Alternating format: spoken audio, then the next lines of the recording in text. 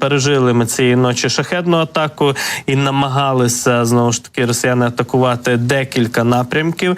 Атакували вони як і південь країни, це Одещина, так і центральні регіони України, включно зі столицею, з Києвом. От, зокрема, спочатку з'явилося повідомлення на початку цієї доби, після півночі, про те, що шахеди летять у бік Черкащини і Київщини. Летіли вони з боку, з напрямку від Курської області, скажімо так. От, зокрема, спочатку їх було зафіксовано, ці дрони камікадзе, у межах Полтавської, Сумської областей, а згодом вони летіли вже, виявляли ці дрони у повітряному просторі над Київщиною та Черкащиною. Вже маємо звіт повітряних сил станом на ранок про те, скільки загалом шахедів, цих ударних дронів, вдалося збити за цю ніч, і це число сягає 1,5 одиниць таких дронів. 15 із 16 ударних ворожих БПЛА було знищено, ліквідовано.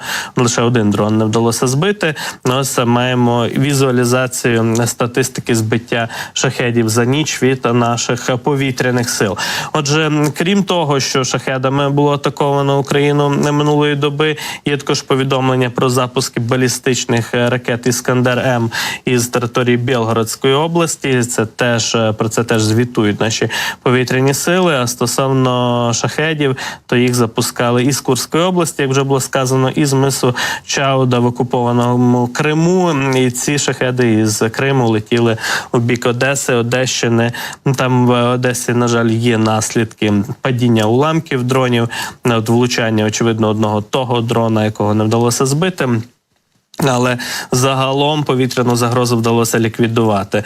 Адже якраз бачимо кадри із Одеси, там є пошкоджені будівлі, пошкоджені житлові будівлі. На превеликий жаль, зачепило людські будинки і помешкання уламками цих дронів. І от за попередньою інформацією від місцевої влади є постраждалі. Уже станом на ранок, за уточненими даними, постраждало 9 людей, серед них 4 дітей, на жаль, поранені. Сподіваємося, що ступень поранення у одеситів, у мешканців Одеси не серйозний. Сподіваємося, що там немає важких наслідків, скажімо так, оскільки дійсно завжди біда, коли дійсно страждають люди внаслідок цих ударів. Це найбільша шкода і найбільша біда. Щонайменше 15 квартир помешкань зазнали руйнувань внаслідок цієї нічної атаки. Це про Одесу.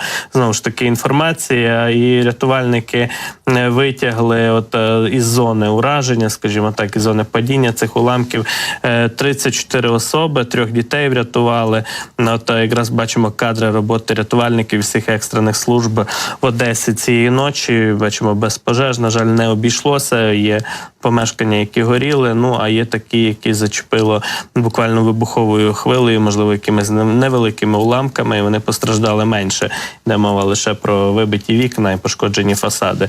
А ось така будівля, бачимо, дуже серйозно постраждала. Там верхні поверхи просто знесено, понівечені так само інші стіни, фасади будівель у зоні цього лиха, ураження атаки росіян на Одесу. Отже, Одещина, знову ж таки, бачимо, що це якраз такий район більш такої садибної забудови, невисокі будинки, по 2 поверхи, але, знову ж таки, вони, на жаль, дуже вразливі до таких ударів, атак, і коли навіть уламки падають, то відбувається руйнування самих конструкцій, будинків, будівель, і, на жаль, це призводить і до постраждалих з числа мешканців цих будинків. Адже Одеса найбільше постраждала цієї ночі від ворожої атаки. Ми не забуваємо, звичайно, про Харківщину, яку так само обстрілювали в першу чергу ракетами росіяни вчора, і удар по телевежі харківській, який вчора всі спостерігали. Дуже широко це відео розійшлося, коли запускали авіаційну ракету росіяни Х-59 із наміром знищити саме міську телевежу, аби перебити сигнал телевізійний, інші якісь сигнали. Росіяни собі там в своїй пропаганді намислили абсолютно якісь неймовірні речі.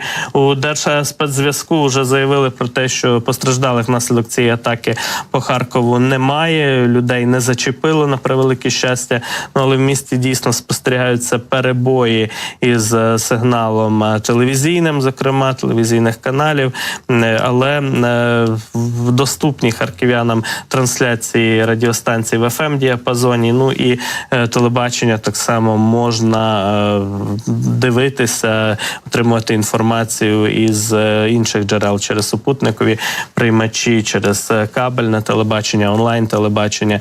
Все це харків'янам доступно. Йде мова лише про традиційний, от якраз цифровий сигнал телевізійний, який пошкоджено було, ну є перебої через те, що пошкоджено телевежу. Власне, ракету Х-59 росіяни запускали, і це був дійсно прицільний удар. Вони це навіть не приховують, що вони збиралися телевежу знищити ще раніше. Це не вдавалося окупантам зробити, агресору.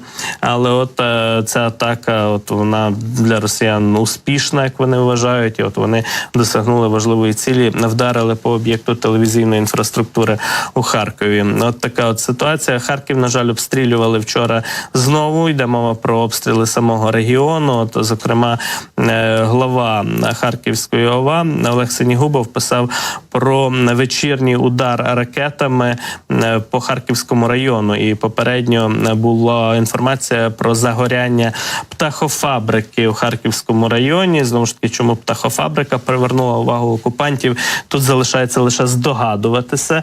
От, і це, до речі, не перший удар по такому об'єкту. Але у Харківщині, на Харківщині, у Харківському районі, напевно, перша така атака. Про постраждалих інформація не надходила, як Синігубов повідомляв.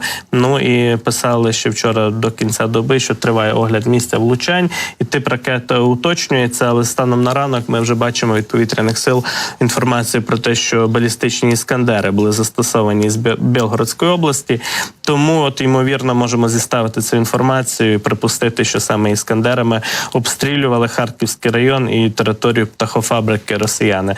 Ну, бачимо, їм не шкода іскандери на птахофабрику витрачати, а про що може йти далі мова абсолютно. Напевно, знову ж таки уявляли собі, що там якась база НАТО, хоча це просто звичайний об'єкт, скажімо так, аграрної інфраструктури, промисловості, і нічого спільного він із війною і мілітарними цілями не має. Ну і також був атакований Київ, Київська область, столичний регіон, шахедами атакували. Ми вже сказали, що частина шахедів була запущена з Криму на Одесу, а от ті, які з Курської області летіли, вони долетіли до Києва і до столиці. І Київська міська військова адміністрація повідомляє станом на ранок про те, що всі ворожі цілі були над Києвом і на підльоті до столиці знищені, і в самому місті, в самій столиці немає ані руйнування, ані потерпілих. Це інформація якраз від начальника Київської міської військової адміністрації Сергія Попка.